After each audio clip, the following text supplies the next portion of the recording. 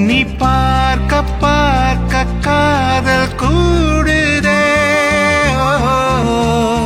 Human beings ப்ரெக்னெண்ட்டாக இருக்கும்போது அவங்களை எப்படி பார்த்துக்கிறதுன்னு எல்லாருக்குமே தெரியும்.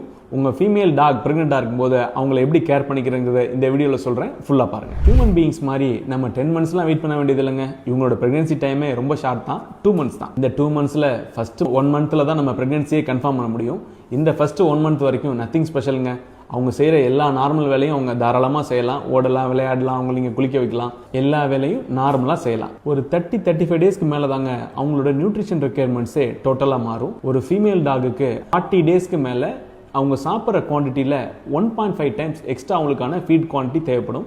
இந்த இன்க்ரீஸ்டு குவான்டிட்டி ஆஃப் நியூட்ரிஷன் நம்ம கொடுக்குறது குட்டியை வளர வைக்கிறதுக்கு மட்டும் இல்லைங்க, அந்த ஃபீமேல் டாக் குட்டி போட்டு அது ஒரு 1 month பால் கொடுக்குறதுக்கு தேவையான நியூட்ரிஷனையும் இந்த டைம்லேயே அவங்க பாடி ப்ரிப்பேர் பண்ணி. டாக்டர், ஹெல்த் கேர் ரிலேட்டடாக நான் என்ன பண்ணுவேன் கேட்டிங்கன்னா, பிஃபோர் மேட்டிங்கே உங்கள் பெட்டோட வேக்சினேஷன்ஸ் எல்லாம் கம்ப்ளீட் ஆகிடுச்சான்னு செக் பண்ணிக்கோங்க.